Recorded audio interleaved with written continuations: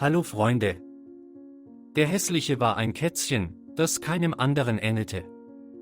Sein kleiner, mit Narben bedeckter Körper erzählte eine Lebensgeschichte auf der Straße, über die Kämpfe, die er führte und verlor, und über das Herz, das sich weigerte aufzuhören zu lieben, egal, wie oft sie ihn zerschlagen haben.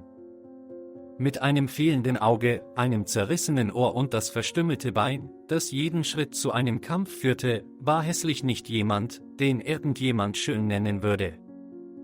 Sein Fell, einst war der weiche Flaum eines Kätzchens verworren und dünn, und sein Schwanz war verschwunden, er verlor sich irgendwo auf der Weg. Die Welt war nicht nett zu ihm, aber der Hässliche ließ es nie zu, seinen Geist zu stumpfen. Jeden Tag wanderte er durch die Nachbarschaft und suchte nach Berührung, nach einem Moment der Zuneigung. Er rollte sich auf den Schuhen Fremder zusammen und hoffte, dass seine sanfte Hand seinen geschlagenen Kopf streichelte. Aber stattdessen die Freundlichkeit des Hässlichen wurde mit Ablehnung begrüßt. Er wurde mit Steinen beworfen, und die Kinder vertrieben ihn. Die Leute, die er so sehr lieben wollte, sahen ihn mit Abscheu an. Aber der Horror hat sich nie widersetzt, er hat nicht gebrüllt, ich habe nicht gekratzt. Er sah sie nur mit seinem einzigen gesunden Auge an, als ob er sagte, ich liebe dich immer noch. Eines Tages hinkte der Schrecken in Richtung der Husky-Gruppe, sein Körper war schwach, aber sein Geist war schwach, er war so entschlossen wie immer. Die Hunde, groß und unbekannt, waren nicht so sanft, wie er es sich erhofft hatte. Sie griffen an, ihre scharfen Zähne zerrissen ihn. Erbärmliche Schreie des Schreckens breiteten sich durch die Gasse, als er zusammenbrach, ist zu verwundet, um sich zu bewegen. Ein vorbeifahrender Mann hörte Geräusche und stürzte zu ihnen. Als er ein kleines, gebrochenes Kätzchen sah, war sein Herz eingeklemmt.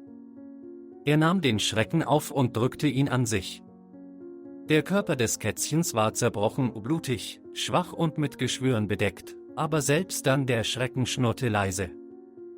Trotz des Schmerzes, trotz der Angst steckte der Schrecken in die Brust des Mannes, es ist, als würde ich fragen, wirst du mich jetzt lieben? Stern, die Hände des Mannes zitterten, als er den Schrecken nach Hause trug, Tränen verbrannten seine Augen.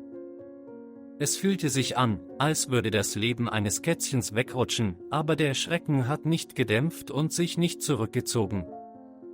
Stattdessen schnurrte er weiter, sein kleines, der gebrochene Körper strahlte bis zum Ende Liebe aus.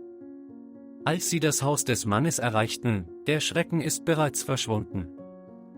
Er starb in den Händen eines Mannes, seine letzten Augenblicke waren voller Wärme und die Zärtlichkeit, nach der er sein ganzes Leben lang gesucht hat.